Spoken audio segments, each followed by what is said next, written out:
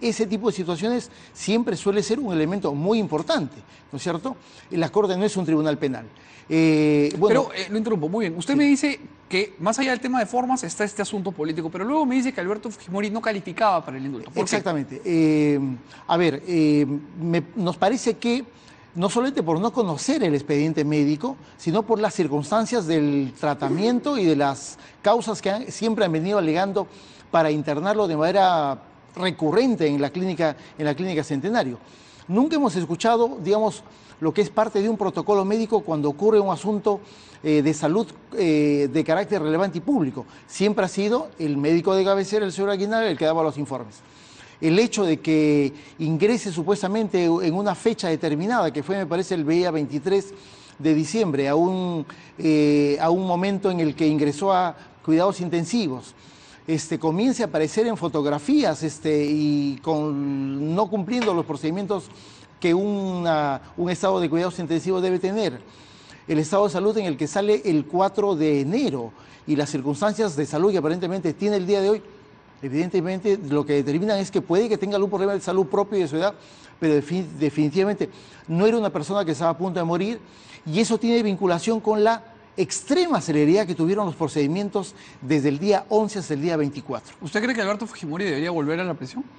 Bueno, la consecuencia de la decisión que tome la Corte Interamericana en el sentido de o declarar que el indulto, la resolución suprema no tiene valor jurídico o le ordene al Estado remover los procedimientos del derecho interno, en realidad la consecuencia directa va a ser esa. No hay otra en realidad. Más allá de lo que la Corte señale, ¿usted como jurista considera que Alberto Fujimori debe volver a Barbadillo? Debería volver a Barbadillo, esa es la consecuencia, porque finalmente Alberto Fujimori puede ser tratado, digamos. Ese es otro asunto que en la resolución suprema no se establece adecuadamente, porque se dice que el establecimiento penitenciario no tendría las condiciones porque casi no es un centro hospitalario. Claro, la prisión es la prisión, pero en esas circunstancias el señor Fujimori tiene las mejores condiciones de los cerca de 90.000 internos que tiene este país.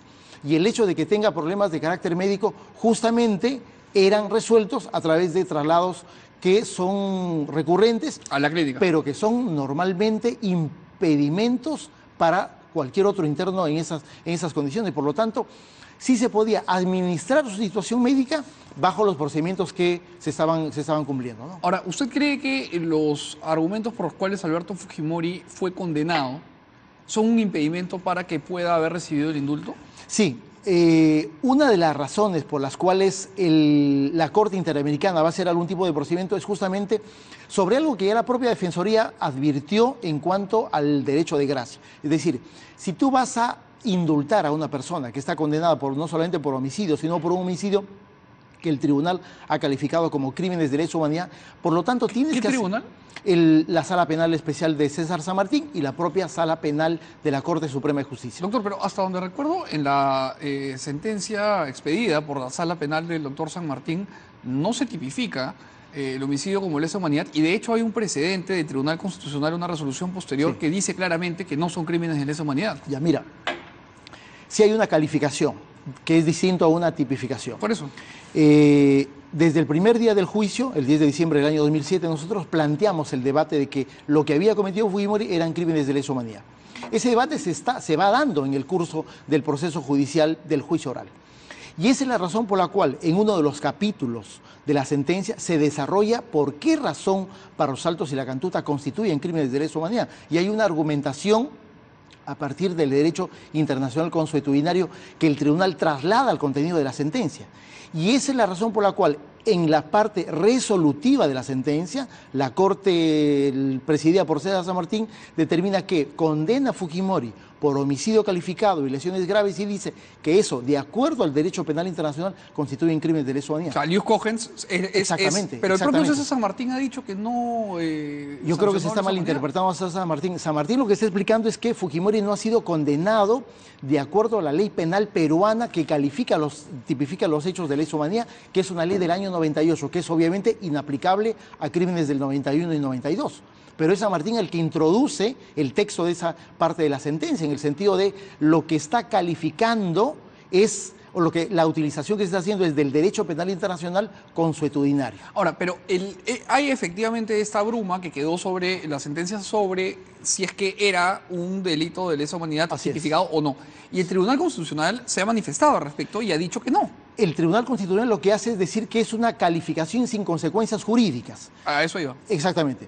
Pero yo creo que el tribunal ahí se equivoca en realidad, porque no solamente el caso Fujimori es calificado como crimen de lesa humanidad, sino que en realidad en la jurisprudencia peruana, sobre todo la Sala Penal Nacional, que es el tribunal encargado de juzgar crímenes de derechos humanos, en por lo menos otros 25 casos ha hecho lo mismo.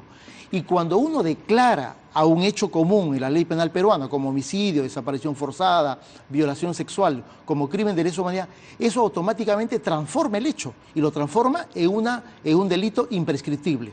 Por lo tanto, la declaración sí tiene consecuencias jurídicas desde todo punto de vista. Entonces, ¿usted considera que el Tribunal Constitucional se equivoca en esta interpretación? El Tribunal Constitucional creo que no calibra bien las consecuencias jurídicas que tiene una calificación como la que la Sala Penal Nacional, la Sala Penal Especial dijo cuando los crímenes de Fujimori eran crímenes internacionales, específicamente crímenes de lesa humanidad. Específicamente la pregunta es, ¿usted cree que la resolución del Tribunal Constitucional no es correcta? No es correcta.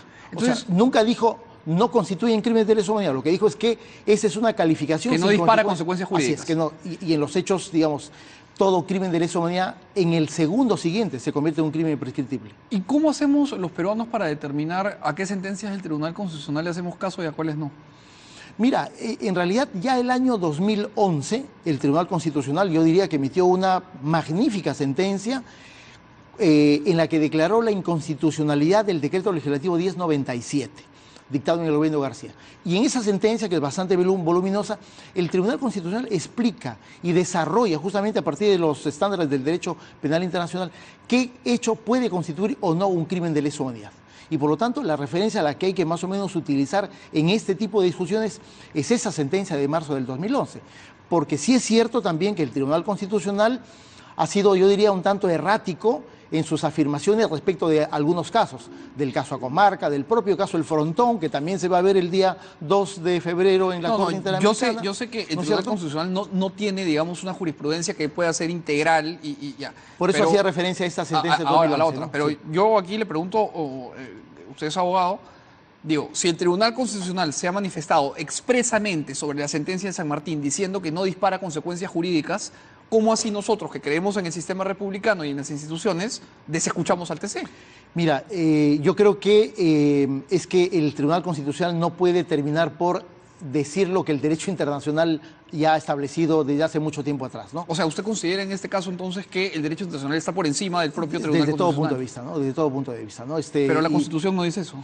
La Constitución lo que dice es que los tratados internacionales tienen rango constitucional, siempre y cuando se ajusten a nuestra normativa. Pero efectivamente Perú también ha suscrito una serie de tratados, como el convenio de la Convención de Viena, que es derecho de los tratados, que efectivamente lo que establece es que ninguna disposición del derecho interno puede estar por encima del derecho internacional, que es parte, digamos, de lo que ahora son las reglas y principios generales del derecho internacional, cuando está de por medio justamente algún tipo de mecanismo de incorporación de ese derecho al derecho interno, ¿no? Claro, porque cuando hay sistemas internacionales de derecho que tienen que injertarse al tinglado legal peruano, hay pues estas discusiones. Ahora, hay entonces dos posiciones. La que usted ahora, digamos, expone, que es que haciendo una interpretación integral de todos los cuerpos a los cuales el Perú se ha suscrito internacionalmente, sí tendría que disparar a consecuencias jurídicas el hecho que Alberto Fujimori haya sido condenado por lesa humanidad, y después está una interpretación bastante más literal, digamos, el derecho, que dice algo muy simple. La sentencia no lo dice y el Tribunal Constitucional dice que la sentencia no lo dice. Por lo menos, ¿cree usted que es un debate válido? Mira, no, yo no califico como un debate válido porque en realidad yo acudo al texto de la sentencia finalmente, ¿no? Que creo que ha sido, hay que ser sincero, malinterpretada, ¿no?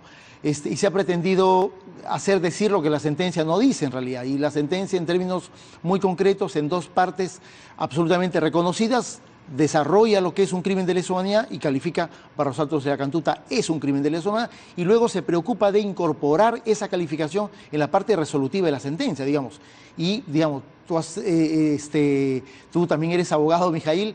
entiendes que cuando un tribunal se preocupa de desarrollar algún tipo de precisión en la parte resolutiva, es porque está considerando que esa es la parte central de su decisión. Pero aquí tengo una pregunta de aplicación de derecho en el tiempo. Y es que usted me dice que esos son crímenes efectivamente perpetrados en el año 91. 91 y ¿Correcto? 92. Y cuando la sentencia cuando la sentencia se expide es posterior, ¿no? Bastante posterior, en el año 2007. 2007, correcto. Que dicho sea paso fue el año en que yo fui su alumno. Entonces, en el año 2007 se está pretendiendo que se dispare consecuencias jurídicas con la figura de lesa humanidad por crímenes cometidos en el 90 y en el 91. Así es. ¿Eso no atenta contra el principio de indubio pro reo en el sentido de no interpretar la ley en el tiempo contra porque el mira, acusado? en realidad el debate que se ha planteado, y por eso dicen, y por eso se ha hecho hablar inclusive a San Martín, el debate que se presenta es de la aplicación temporal de la ley, ¿no es cierto? Sí, claro. Y se dice que en el Perú hay una ley del año 98 que califica los crímenes de lesa humanidad. Por lo tanto, que esa ley no se puede aplicar. Ajá. Efectivamente, no se puede aplicar en el caso Fujimori. Y luego se dice, el Estatuto de Roma es vigente en el Perú a partir del año 2002. Por lo tanto, tampoco se puede aplicar. Y es correcto, nadie ha aplicado en el caso Fujimori. Lo que el tribunal de César San Martín y lo que los otros tribunales penales han hecho en otros 25 casos que han calificado como crimen de lesa humanidad, lo que están aplicando es el derecho internacional consuetudinario. Claro, entiendo. Y Que por es la eso, interpretación de los tratados a los exactamente, que el Perú se ha suscrito. Por eso es que en la sentencia del caso Fujimori, el tribunal se preocupa de decir, a partir del tribunal de Nuremberg y de su sentencia, hay un conjunto de declaraciones, de principios, de sentencias, de resoluciones que la comunidad jurídica internacional ha ido emitiendo y por lo tanto dice, hacia el año 91 había un derecho de carácter general que, digamos, el conjunto de las naciones civilizadas entendía que determinados delitos cometidos en determinadas circunstancias iban a ser calificados o podían ser calificados como derecho natural, prácticamente. Es un derecho consuetudinario. O sea, digo, pero yo es naturalista, ¿no? La concepción. Ahora, pero le hago una pregunta. Hay uno de los principios del derecho que, para los que no somos abogados, dice en latín, nulla pena sine crime sine lege, ¿no? Que es, en castellano, uno no puede ser condenado por un delito que no existe en el momento en que se comete. Que de alguna manera Nuremberg rompe con ese sistema y pues se aplica el derecho natural. Pero lo que se está pretendiendo, y le hago aquí la pregunta, es que se le aplique a Fujimori las consecuencias jurídicas de haber cometido un crimen de lesa humanidad cuando en el Perú no existía el crimen de lesa humanidad. Entonces hay un problema con el principio del derecho. La principal consecuencia jurídica que se le aplica a Fujimori es la del delito que estuvo vigente el momento que lo cometió, que es por eso la sentencia precisa, la denuncia, el auto de enjuiciamiento, la acusación y la condena es por el delito de homicidio y lesiones graves. Y por lo tanto, no hay una ruptura del principio de legalidad. Y Fujimori es condenado a la pena de esos delitos, ¿no es cierto? Lo otro es una calificación que tiene consecuencias jurídicas, es cierto, tiene consecuencias jurídicas. La primera, la imprescriptibilidad. La segunda, que puede ser materia de un juzgamiento en cualquier parte del mundo. Y la tercera es que no podría ser indultado. Y luego, la tercera es que efectivamente se establecen a partir de las disposiciones del derecho internacional una serie de prohibiciones. No amnistías, no indultos, que es, digamos, lo que el derecho internacional ha venido estableciendo para ese tipo particular de eventos delictivos como crímenes internacionales. Bien, queda planteada entonces ahí su posición, a pesar de que el Tribunal Constitucional dice lo contrario, pero entendemos que el Tribunal Constitucional no siempre tiene pues una consecuencia con todas las resoluciones que emite. Pero en este caso, solo para terminar, ¿usted cree que se equivocaron? Sí, desde mi punto de vista sí. Bien, quería que nos hable un poco usted sobre el hecho de que la Sala Penal ha dejado al voto, justamente si se procesa o no a Alberto Fujimori por el caso Pativilca. Sí, efectivamente. También ahí la impresión que tengo es que la sala es lo más probable que termine por inaplicar la disposición del derecho de gracia, ¿no? Por varias razones, creo yo, pero me parece que hay una fundamental que ya está finalmente plasmada en el informe de la Defensoría, ¿no? Primero, que la resolución no menciona el caso Pativilca. Digamos, uno tiene que interpretar que está aplicándose el caso Pativilca, pero no hay una mención expresa. Segundo, no hay una argumentación, diría, ni siquiera mínima, simplemente no hay ninguna argumentación, no hay una línea que se refiera a por qué razón se está excluyendo de un proceso judicial. O sea, eximiendo la posibilidad de enfrentar un tribunal.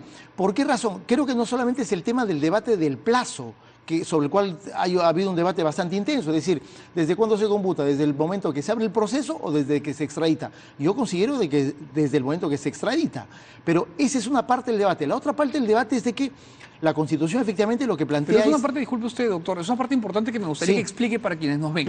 Porque ha habido efectivamente un debate en todos los medios de desde cuándo se computa el Así tiempo. es, Pero así para los que no somos abogados, se nos complica esto de cuándo corre el plazo. ¿Puede explicarlo así, A ver, simplísimo? lo que la Constitución plantea, el 118.21, dice lo siguiente, ¿no? Que se otorga derecho de gracia cuando el plazo de la instrucción ha superado en 2 el plazo ordinario más su ampliatorio.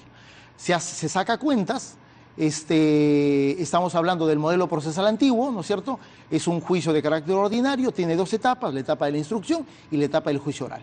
Por lo tanto, esta primera etapa sí tiene plazos predeterminados y por eso se puede hacer un cómputo específico de cuántos meses está hablando la Constitución. Y la cuenta que se hace es de que la Constitución está hablando básicamente de 24 meses. Teniendo ese tiempo, es posible hacer un cómputo, ¿no es cierto? ¿Desde cuándo se va a hacer el cómputo para el caso de Alberto Fujimori? ¿Desde el momento que se inició el proceso penal en el año 2012 o desde junio del 2017, cuando la Corte Suprema chilena autoriza la ampliación de la extradición? ¿Por qué es esto importante, doctor? Explíquenos cómo es esto de que solamente se puede juzgar a Fujimori por los casos que la Corte chilena habilita. ¿Por qué es así? No entiendo. ¿Por qué razón? Porque Fujimori es un extraditable, porque Fujimori está siendo juzgado solamente como consecuencia de que la justicia chilena autorizó su extradición.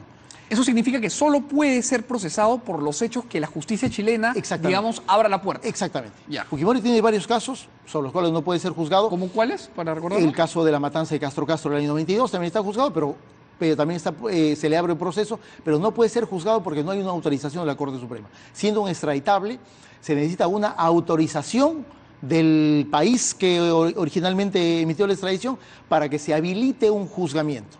Por eso es que el hecho de que se haya abierto un proceso penal el año 2012 a Fujimori, en realidad eso no tenía ninguna consecuencia jurídica sobre él, porque no se le podía detener, no se le podía llamar a declarar, porque Chile no había autorizado.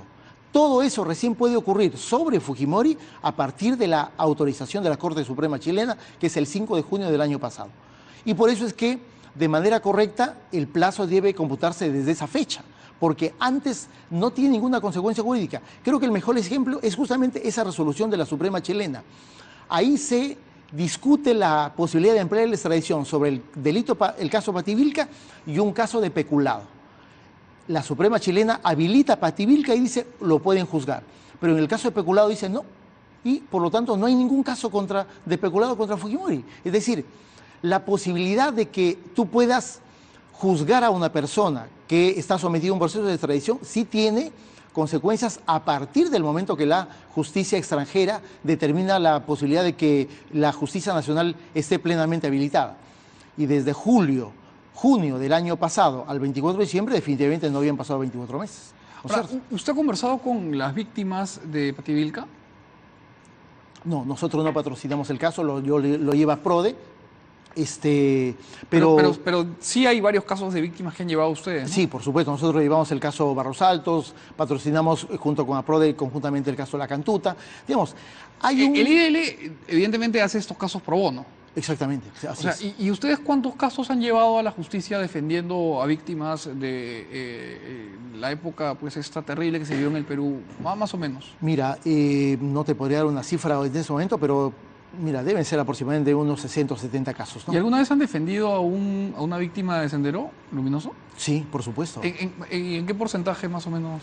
Mira, yo te diría que un porcentaje probablemente en un número superior al de los casos de violaciones a los derechos humanos, ¿no? Me estoy refiriendo a los casos de personas, primero, que injustamente fueron acusadas justamente como terroristas por gente de Sendero Luminoso.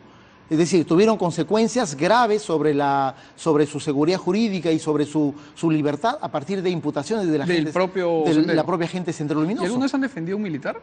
Varias veces. Yo diría en un número bastante considerable. ¿En qué circunstancias? En circunstancias de militares juzgados, procesados y en muchos casos condenados en los años 90 de manera arbitraria, y en militares y también policías injustamente procesado, sea en el fuero militar, en donde también hemos hecho numerosas defensas. Que es otro o en el sistema de fuero justicia, ¿no? Es otro sistema de justicia. Es decir, desde el IDL en particular hemos tenido una línea de apertura a casos en donde ha sido evidente y en muchos casos yo diría grave las imputaciones contra elementos militares, tanto en retiro como en actividad, que es otro dato que también hemos venido considerándolos en esta época, ¿no? Una de las consecuencias que ha tenido el indulto de Alberto Fujimori, más allá del huracán que ha desatado pues, y la polarización que ya conocemos, es que los representantes del Movadef, este tentáculo legal de Sendero Luminoso, han empezado a pedir el indulto humanitario para Abimael Guzmán. De hecho, ahora voy a conversar con dos analistas sobre ese tema.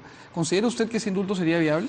No, mira, el Movadef, su propio nombre lo dice, ellos han postulado a partir de su situación de derrota política y estratégica, de manera muy conveniente, una amnistía, ¿no? Y ellos desde hace mucho tiempo están postulando la amnistía de lo que ellos llaman presos políticos. Los presos políticos, ¿no es cierto? Que son terroristas, ¿no? Que son terroristas, digamos, en el Perú no hay presos políticos.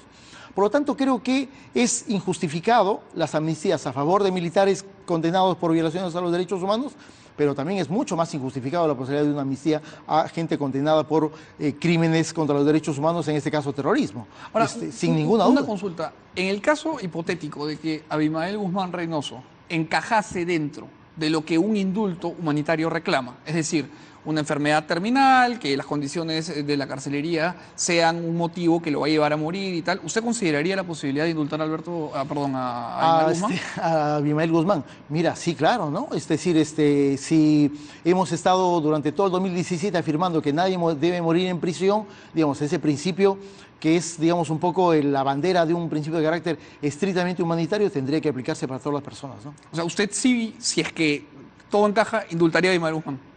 Digamos, yo no tendría por qué indultarlo, pero sí, que se aplique lo que corresponde legalmente y siempre y cuando califica, ¿no es cierto? Siempre y cuando califica. Pero digamos, ¿no tendría usted ningún reflujo moral por el hecho de que estén indultando al líder de Sendero Luminoso? Mira, en el caso de que encaje exactamente en la taxonomía... Indudablemente que sí, ¿no es cierto? Es un hecho, yo creo que causa una repulsa y un sentimiento de animadversión, ¿no es cierto?, la conducta de los líderes de Sendero Luminoso y del MRTA. Más aún si es que en la condición en la que están, condenados y algunos rematados por la justicia, no han tenido ningún reparo de no tener una actitud de perdón, ¿no es cierto? El discurso de Sendero Luminoso y el de Guzmán es el de sostener de que estos simplemente son errores de una guerra, ¿no es cierto? No reconocer la cantidad de crímenes que han cometido y que han sido los principales promotores de la grave violación a los derechos humanos. Pero entonces, ¿cómo así ponderaría la posibilidad de indultarlo? Porque la ley lo establece, ¿no? Porque la ley lo establece. Me parece que hay un principio de legalidad, ¿no es cierto? Hay una norma que en términos concretos se podría aplicar también a Guzmán y a cualquier persona. Pero en realidad. Usted hace un momento me decía que Alberto Fujimori ha sido condenado siguiendo el ius cogens por lesa humanidad. Y para lesa humanidad uno tiene que manejar aparato estatal. ¿Pero no le parece que matar a machetazos a 68 personas en Lucanamarca o a 104 personas en Soras es un poco lesa humanidad también? Sin ninguna duda. Entonces, en el año 2003... el primer documento oficial del Estado peruano, que es el informe de la Comisión de la Verdad, calificó esos crímenes como crímenes de lesa humanidad. Cuando Guzmán es condenado en octubre del 2006 por la Sala Penal Nacional, el tribunal avanza sustancialmente en la jurisprudencia peruana. En la figura de la figura, y si bien es cierto, lo condena también por homicidio calificado a Guzmán y a la cúpula de Sendero, les impone prisión perpetua y califica los crímenes como graves violaciones a los derechos humanos. O sea, igual que con el caso Fujimori. Sí, por supuesto. ¿Y entonces por qué a Abimael sí podría indultarlo y a Fujimori no? Mira, es que no nos oponemos al indulto humanitario de una persona. En el caso Fujimori, durante todo el 2017, hemos venido sosteniendo que si hay una calificación de las condiciones de salud del señor Fujimori y hay un respeto a los procedimientos, nosotros hubiésemos estado de acuerdo. Pero me acaba de decir que la condición de lesa humanidad que se hace interpretando los tratados llevaría al señor a una Fujimori mayor fundamentación. No, me dice usted que si uno ha sido condenado por lesa humanidad es inaplicable un indulto, y en eso estamos de acuerdo, la ley lo dice. A un indulto común, por supuesto que sí. Porque un indulto además humanitario es otra cosa. La propia jurisprudencia de la Corte lo prohíbe. A un indulto humanitario no hay una prohibición del derecho internacional, tampoco de la legislación interna. Pero de nuevo, eso nos remite a la necesidad de cumplir los procedimientos. Justamente una de las razones centrales de nuestro cuestionamiento es que no se han cumplido los procedimientos. Hay una fascinación de trámites, hay un ocultamiento. Se dio muy rápido todo, ¿no? Todo se ha dado muy rápido. Y solo de la lectura de la resolución hay hechos bastante contradictorios. Fujimori solicita el 11 el beneficio del indulto humanitario y el día 4 ya hay procedimientos en marcha. Es decir, es una tremenda contradicción. Ahora, pero también es cierto que el presidente Kuczynski venía diciendo que iba a dar el indulto desde hacía ya un tiempo, ¿no? Hay esta declaración en Argentina en julio. Es posterior, me parece que es en octubre la declaración argentina, efectivamente. Pero es en Argentina que lo dice literalmente, ¿no? Pero lo que criticamos también en el caso del presidente es que cada vez que lo mencionaba, digamos, había un coro de los primeros ministros y los ministros sobre todo el ministro de algunos ministros, es decir, que eso no estaba en agenda y que no se estaba tratando y que no había nada. O sea, que había una ambivalencia en el mensaje. Había un doble discurso, ¿no es cierto? Porque creo que ya a partir del artículo del señor Morelli, digamos, en agosto ya hay un acuerdo político. Y simplemente, como él dice, se estaba tratando de ubicar el momento político. Y creo que el momento político fue justamente esta tabla de salvación en términos de resultado de la negociación política del grupo de Kenji Fujimori. Por la vacancia. Y por la vacancia. Eso es lo que detona la decisión del presidente de la República. Pero de nuevo nos seguimos moviendo en un escenario político y no de la decisión médica que supuestamente es lo que habría originado la resolución suprema del indulto. Bien, doctor, muchísimas gracias. Ha sido un gusto conversar con usted. Son las 11:30, vamos a hacer un corte comercial y regresamos con todo el tema de Sendero, la censura y el Movadef. Corte y volvemos.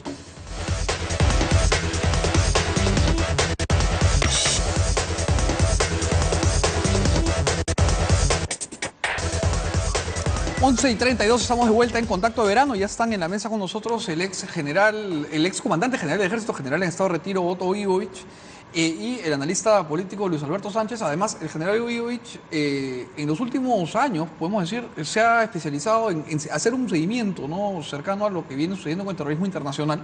Y digamos que ha hecho usted el tema suyo. Entonces vamos a conversar un poco sobre lo que ha pasado con el tema del terrorismo en esta semana.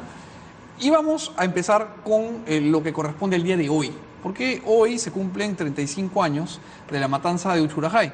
Y este es un aniversario que los periodistas celebramos con especial luto, porque como ustedes saben, lo que aquí sucedió fue que un grupo de periodistas fue asesinado por ronderos, ahí tienen ustedes la foto, pensando que estos señores eran terroristas. Y esto tiene que ver básicamente con que a los pobladores de Uchurajay, a las rondas, se les había dicho que solamente quienes lleguen en helicóptero no eran senderistas, que cualquier persona que llegue por otra vía a Uchurajay era pues una persona que era miembro del Ejército Guerrillero Popular de Sendero Luminoso.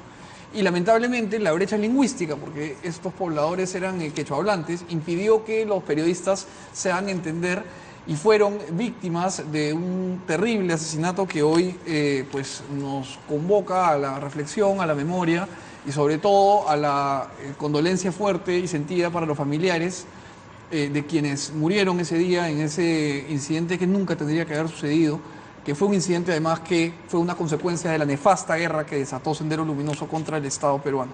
Pero bueno, nos tocaba hablar de eso porque además para los periodistas es muy importante. ¿Ustedes recuerdan, general, usted que me imagino estaba en actividad en ese momento, Uchurajay? Claro que sí, yo recuerdo muy bien, Mijael, porque eran los inicios, el año 83 eran los inicios del combate al terrorismo. Y tenía la Fuerza Armada en realidad muy poco tiempo en Ayacucho. ¿Usted estaba destacado en Ayacucho? No, no estaba en Ayacucho aún. He participado muchas veces en Ayacucho, como también en el Guayaga. O sea, prácticamente mi generación de la Fuerza Armada y la Policía Nacional hemos estado casi todo el tiempo contra el terrorismo. Pero hacía muy poco tiempo que había intervenido la Fuerza Armada. Recuerda que la Fuerza Armada interviene a partir de diciembre del 82. Claro, que el presidente de la UNDE... Exactamente. Estado de emergencia. Estado de emergencia, ¿no?, y que ingresan las Fuerzas Armadas. Ahí se había producido una serie de hechos, ¿no?, en esos 2 años. Y entonces yo no considero que la lamentable muerte de los periodistas fue también consecuencia de un poco de audacia de los periodistas, ¿no?, de querer entrevistar a los cabecillas del terrorismo en ese entonces. Arriesgaron demasiado. Que no somos audaces. Claro, tienen que ser audaces. Yo no soy. Pero, que son audaces. Pero ¿qué sucede? Yo no creo, Mijael, que esto haya sido producto de ronderos. En ese entonces todavía no habían ronderos. Los ronderos aparecen mucho después en el valle, en el Brain, justamente. Sí. Pero sí, yo creo que aquí hubo lo que podríamos llamar un encuentro, un choque de civilizaciones. Huaychá, Uchurajay y todas esas zonas no tenían contacto como hoy día, pues que tenemos redes sociales, que tenemos carreteras, que tenemos vías de comunicación. Eran pueblos totalmente aislados, a casi 4.000 metros de altura, quechohablantes. ¿Quién llegaba por allá? Hay una anécdota muy interesante. En una ocasión el presidente Belaúnde llega con el general Hoyos a una zona en torno a Vilcabamba y la población se había reunido ahí, por primera vez veían llegar un helicóptero, sabían que llegaba el presidente y los pobladores se acercaron hacia el general, porque el general estaba uniformado, con su bastón, con los Pensaban que él era el presidente. Pensaban que era el presidente. La población no tenía General de los contacto. Rubios. En ese entonces, década del 80, aunque parezca mentira, esas poblaciones vivían aisladas totalmente. Totalmente, y vivían con sus tradiciones. Entonces, cuando ven gente extraña, no es de extrañarse hoy en día, valga la redundancia, de que haya sucedido ese lamentable hecho, ¿no? Terrible, ¿no? Usted como, bueno, quizá por la edad no lo recuerda con la solvencia que el general, pero Uchurajay fue pues una herida que se abrió en una generación entera, no solo de Perón, sino de periodistas, ¿no? Bueno, sí, son hechos lamentables que no deben volverse a repetir dentro de la historia y bueno, pues en parte son producto de, digamos, la falta de inteligencia en el campo. Hay que recordar que Sendero Luminoso se organiza en plena dictadura de Velasco Alvarado, De acuerdo. en la cara de los militares de Velasco. Entonces lo que estamos viendo en Uchurajay pues son hechos que no deben volver a pasar, Bueno, claro, definitivamente. la lucha armada efectivamente empieza después, ¿no? El 18 de mayo del 80 con las elecciones, pero Se incuba, claro, mucho pero antes. se venía incubando. Bueno, vamos a hacer un corte comercial y nos metemos de lleno al tema del Movadef, no sin antes volver a decir que esos periodistas audaces tienen toda nuestra admiración y nuestras condolencias por su familia. Corte y volvemos. Bienvenidos de vuelta a Contacto de Verano, son las 11:39 y ahora vamos a entrar con el general y con Luis Alberto Sánchez que nos acompaña a hablar ya no del tema que nos interesa, que es el Movadef y este pedido de indulto que hay a Abimael Guzmán. ¿Cuál ha sido el gatillo? Vean ustedes, el Movadef, que es un tentáculo del Sendero Luminoso, y ellos lo niegan, pero no importa, es un tentáculo y está clarísimo que lo es, viene pidiendo una amnistía y viene pidiendo el indulto a Abimael hace tiempo. Pero ahora que se ha indultado a Alberto Fujimori, estos señores han empezado una serie de estrategias para poder pedir lo mismo con respecto a su líder.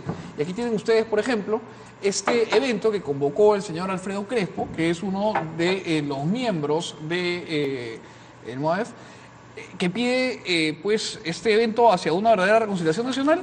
Y se habla ya del indulto al señor Guzmán. Luis Alberto, ¿cuándo fue esto? ¿De qué se habló? ¿Cuál fue la temática? Cuéntanos un poco. Este evento fue realizado el 10 de enero Hace 2 semanas. Sí, ese de este enero fue en el Hotel Riviera y en este evento además han participado una serie... En el Hotel Riviera. Sí, en el Hotel Riviera. Agudizando las contradicciones en la rancia sistema... Ajá, exacto. Y además de eso, en el Hotel Riviera han participado Wilfredo Mujica, que supuestamente estaba perseguido porque estaba refugiado en Uruguay, supuestamente porque él es un miembro activo de la Coordinadora Internacional de Sendero Luminoso, y esta persona además es brazo derecho de Percy Mendoza, que es el jefe de la Coordinadora Internacional de Sendero Luminoso. Además de eso estaba el general Barrientos, estaba Carlos Turrín de una organización CAPAC, que además CAPAC fue, a través de Turrín, el que hizo lectura de la carta de Elena Iparraguirre, la carta original, en la cual pues describen todo lo que es el pensamiento de Gonzalo, y que además en esa carta también dicen pues que están pidiendo la intercesión o pedían la intercesión del Papa para Graciosa, ¿no? un indulto o para poder tener una reunión según su pensamiento de ellos con el presidente de la República y poder pues llegar supuestamente a un acuerdo. Y ahí tenemos la foto de este evento. Ahora, gracioso el pedido de la doctora, ella se dice doctora, ¿no? Iparraguirre. De repente podría pedirle a los beatitos Tomaszek, Stanisławski y Dordi, que ella misma mandó matar, ¿no? Y que son beatos por eso. General, ¿usted cómo ve estos pedidos que ha empezado a encajar en Movadef de que se libere a Guzmán a través de un indulto? Primero, Mijael, hay que entender que Sendero Luminoso continúa en la búsqueda del poder. Eso debe quedar muy claro para toda la ciudadanía y para toda la parte política particularmente. Ellos continúan en su intención de tomar el poder. Y para eso no han dudado en diversificar sus estrategias. Una de ellas la parte política. Crean el Movadef, intentan inscribirse en el Jurado Nacional de Elecciones, no lo lograron. Al no lograrlo, ahora se han unido o son parte del FUDEP, junto con Tierra Verde, junto con el Etnocacerismo, y buscan lo mismo, buscan la inscripción. Y ojo, tienen casi medio millón de firmas. Tienen un grupo importante. Casi medio millón de firmas. Entonces la estrategia política de ellos hacia la búsqueda del poder continúa. Pero aparte tienen una estrategia legal. Y en esa estrategia legal ellos buscan la liberación de sus principales cabecillas, incluyendo a Guzmán, pero además al mismo tiempo buscan el encarcelamiento del mayor número de militares. Esas dos estrategias son las principales. Hay otras, ¿no? El empleo del arte, por ejemplo, conciertos, exposiciones de cuadros, donde se hace apología al terrorismo. Hay otra también de la memoria, el cultivo de la memoria, con los mausoleos, con el aniversario. Es su memoria. Su memoria, con el recuento de sus fechas de aniversario, como el Día de la Heroicidad.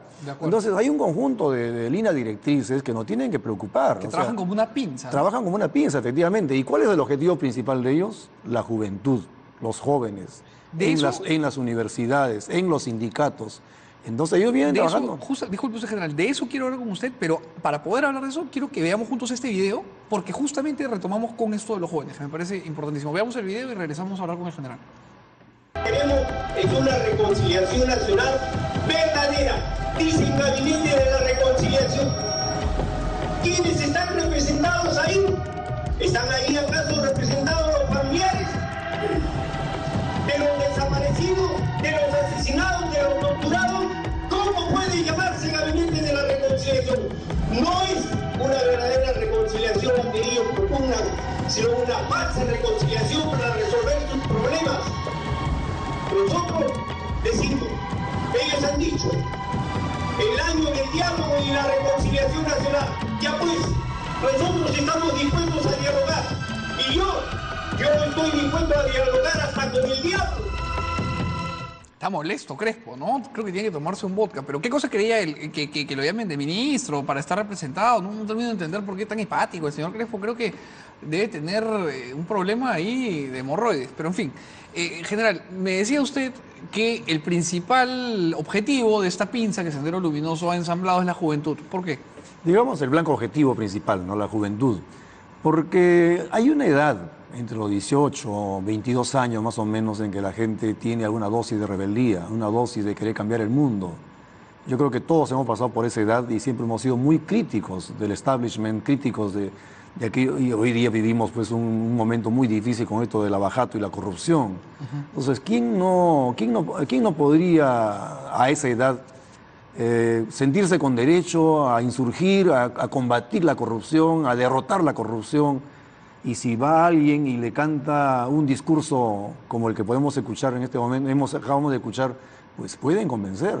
Y de hecho lo están convenciendo. Si no, no podríamos hablar de 500.000 de firmas que tienen ellos para intentar inscribirse como partido político. Esa es la parte preocupante, ¿no? Ahora, Luis Alberto, ¿qué tanto está calando este discurso, no en la parte política de inscripción, sino en la acogida que tiene el señor Crespo con estas cosas que dice? Bueno, actualmente Sendero Luminoso ha desplegado más de 35 colectivos a nivel nacional. Obviamente tienen en varias secciones y en varios extractos de la sociedad peruana. Y bueno, están realizando un trabajo de ideologización, sobre todo en asentamientos humanos, comedores universitarios. Nosotros en Huayna Puna, Perú, tenemos dos grupos que nos proveen información tanto en Cantuta como en San Marcos, de universitarios. Y estamos, digamos que tenemos información, digamos, casi en tiempo real de lo que hace allá Sendero Luminoso. Sendero Luminoso se mueve como Pedro en su casa. En las universidades. En las universidades, pero no solamente acá, también en universidades como San Cristóbal de Huamara de Ayacucho, donde además inició... Pedro Ruiz Gallo, la Universidad de Santa, pero hay que destacar esto. Todo esto que está haciendo Crespo y Fajardo es parte del Plan Amanecer. De acuerdo. El parte del Plan Amanecer, obviamente, tiene como único objetivo y única finalidad el reinicio de una lucha armada en un tiempo indeterminado. Eso es lo que está haciendo Sendero Luminoso. Está ganando tiempo con todo esto. Está captando jóvenes, sobre todo jóvenes, porque son los jóvenes en su pensamiento de Crespo y Fajardo los que van a iniciar en algún momento la nueva lucha armada, tal como lo hizo Abimel Guzmán cuando empezó a reclutar jóvenes a partir del año 75, universitarios, y posteriormente en el 80 en Chuchis, pasó lo que obviamente ya todos sabemos lo que pasó, un baño de sangre. Exacto. Bueno, ahí no murió nadie, ¿no? Pero sí, no murió, pero empezó a partir de ahí, empezó la... Sí. General, muchas veces cuando decimos que Sendero Luminoso sigue activo y que sigue su guerra popular, la gente dice que esto es un tremendismo, que se exagera. Pero usted, que tiene la formación militar que tiene, de repente puede explicarlo en palabras muy simples. El asunto siguiente. Hay un ideólogo militar importantísimo, quizá el más importante de los últimos años, que es Clausewitz, ¿no? Y Clausewitz empieza su tratado de la guerra diciendo que la guerra es una prolongación de la política. Y Mao Zedong, que es el pensamiento guía de Abimael Guzmán en cuanto a la parte militar, junto con Nguyen Bun Yap, que fue el general vietnamita, aplica la lógica de Clausewitz entendida como una prolongación de la política. Y si uno combina esta idea de prolongar la política de la guerra con la idea leninista de la necesaria conferencia entre condiciones objetivas y subjetivas para hacer la guerra y retroceder, lo que ustedes han descrito encaja perfectamente. Sendero Luminoso sigue haciendo su larga marcha. Entonces, ¿por qué a veces le cuesta tanto a la población entender que lo que Sendero Luminoso está haciendo no son incidentes ahí esporádicos que van explotando, aislados, sino que es un plan integral? Hay un plan integral, efectivamente, que a veces cuesta entender. ¿Por qué? Muchas veces porque estamos pensando que quizás Sendero Luminoso va a resurgir en el mismo modelo en que apareció en los 80. Y ese es un error. Es un error gravísimo. Hay una estrategia que es conocida como la estrategia sin tiempo, que básicamente se explica en aprovechar las circunstancias. No importa el tiempo. Cuando Abimael Guzmán habló del recodo en el camino, hablaba de que las soluciones podrían venir en algún momento. Pero ellos no se fijan en el tiempo, sino en las circunstancias. Y en ese sentido ellos pueden buscar la toma del poder por la vía política. Para eso está el Movadef, para eso está el FUDEP. O eventualmente, coincido con Luis Alberto, ellos pueden eventualmente volver a tomar las armas si las circunstancias, si las condiciones subjetivas sobre todo se dan, porque las objetivas existen, ¿no es cierto? Claro. De acuerdo con su lógica. Con su lógica. Entonces, eso nos cuesta entender. Lo que pasa es que aquí damos por sentado que ya la victoria se consolidó y que esto es como una guerra convencional y que y eso no es así. Estos problemas de lucha contra el terrorismo tienden a terminar mediante un proceso de adelgazamiento. Pero mientras ellos estén vivos, mientras el movimiento esté vivo, tenga dinámica, sigue siendo una amenaza. Esto no termina con un armisticio, con un acta de rendimiento. Eso termina lentamente y el Estado no puede claudicar. Muchas veces escucho voces, hay que replegar a la fuerza del Brain. Y eso es un gravísimo error, es no entender el proceso. Eso se hizo a comienzos de este siglo. Cuando entró el señor Toledo y comenzaron a recortar los presupuestos de la Fuerza Armada, se replegaron muchas bases del Brain. ¿Y qué hicieron los que quedaban de Sendero Luminoso? Ocupar el terreno. Alianza con el narcotráfico, recuperaron libertad de movimiento y comenzaron a crecer. Y luego tuvimos que entrar nuevamente con el costo que viene significando hasta ahora. Además es importante recordar que estos señores se definen como marxistas, leninistas, maoístas, pensamiento Gonzalo yo no sé lo que es, creo que nadie sabe lo que es, pero ellos creen que el fin de cada uno de ellos es hacer la revolución. No importa, como usted dice, las leyes de la historia lo dictan, no importa el paso del tiempo. Vamos a ver un video más y lo seguimos comentando. No estamos contra el indulto del señor Fujimori, pero tampoco estamos en contra. Y si se da, decíamos nosotros cuando nos entrevistaban, será un avance. Hoy decimos, el indulto del señor Fujimori es una puerta que abre precisamente a debatir, a luchar más decididamente por una solución política, amnistía general y reconciliación nacional.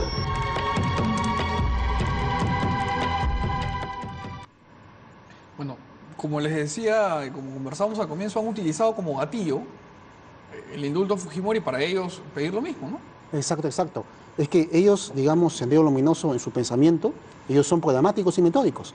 ¿Qué cosa quiere decir? Que hacen obviamente un plan para años y luego lo van ejecutando mes por mes, semana por semana, día por día. Y rinden cuentas, además. Exacto. Ellos tienen además dentro de su pensamiento, pues, tienen tres cuestiones que, de acuerdo a su ideología, pues, son digamos, los objetivos principales de su partido terrorista, obviamente. El primero es la construcción del partido, que lo llaman así, o sea, de ese monstruo que es el PSP Sendero Luminoso.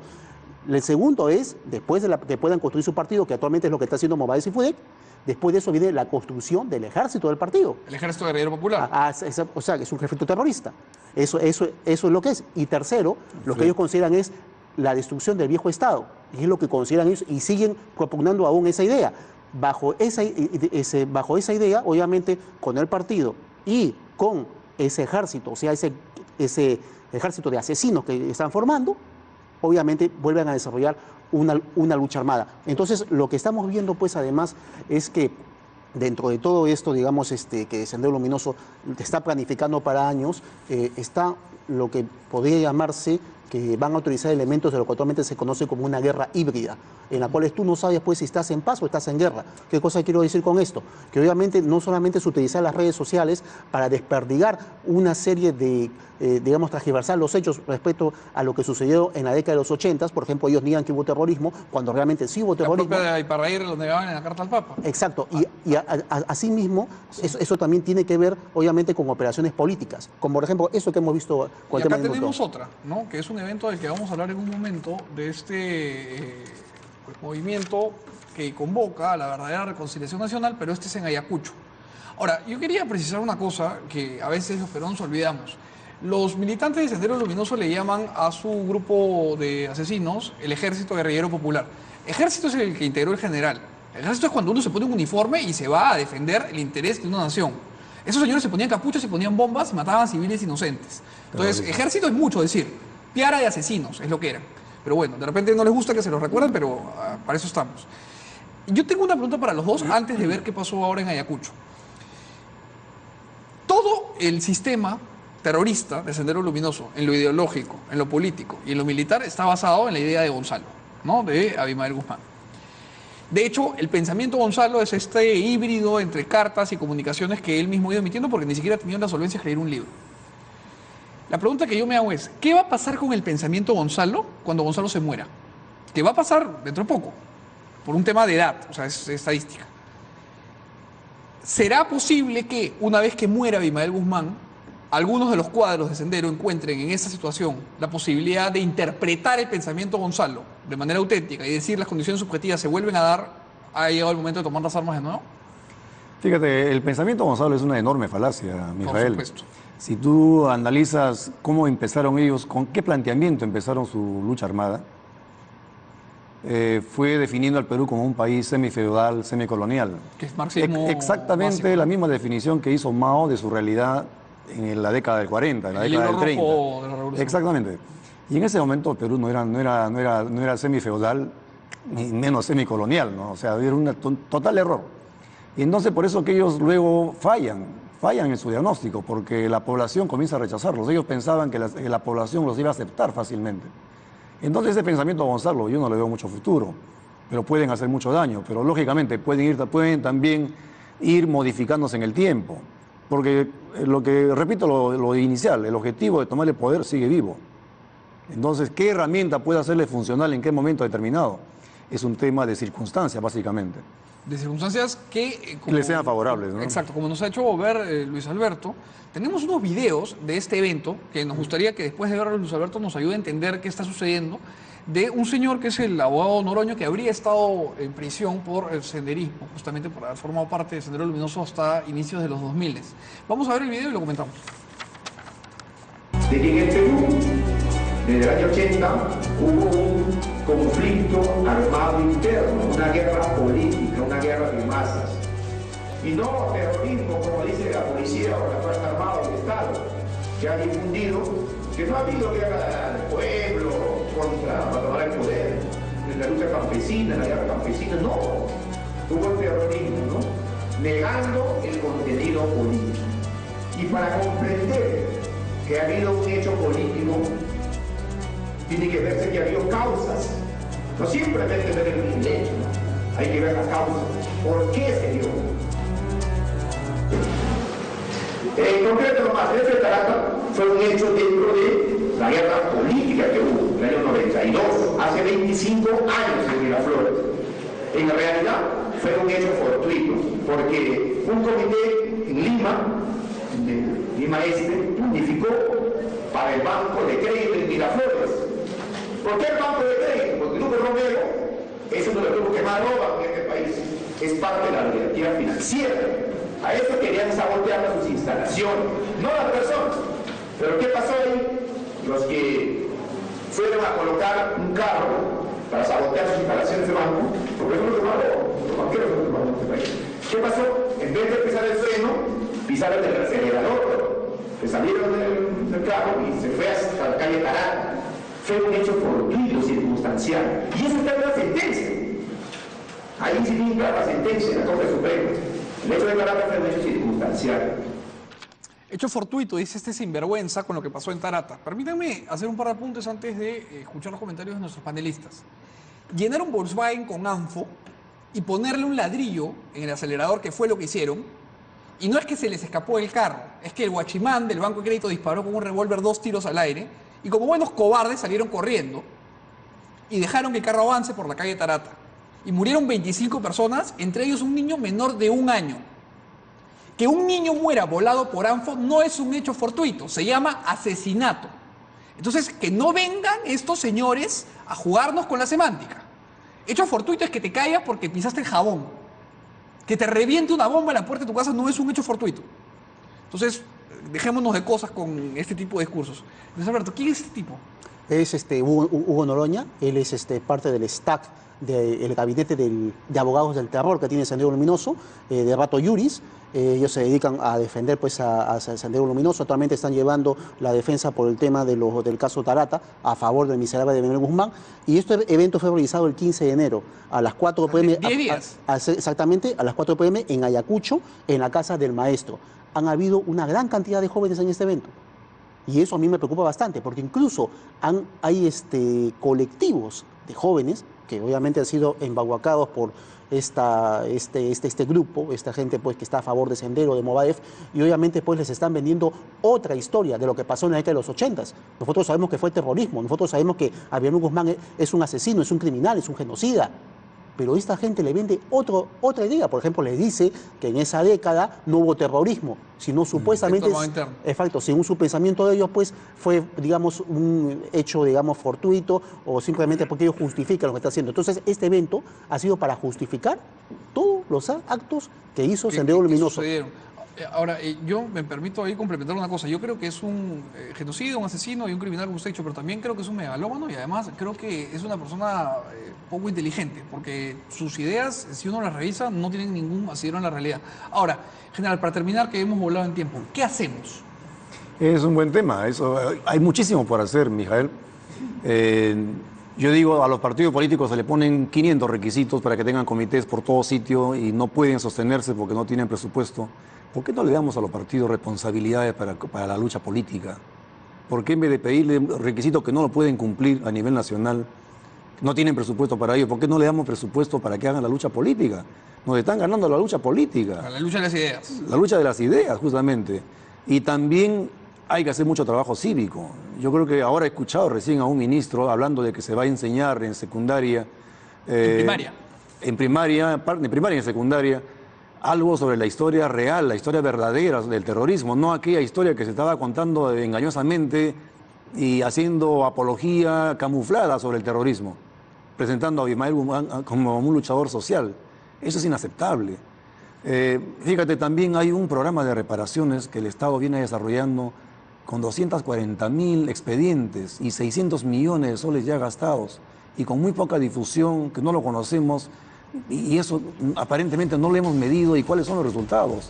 Hay que seguir trabajando bastante, pero sobre todo hay que apelar a la parte política. Los políticos no pueden confiarse, ellos son los que lideran el país y ellos tienen que ponerle freno a esto. Me parece fundamental su conclusión, general, porque es el excomandante general del Ejército diciendo algo que se ha dicho mucho.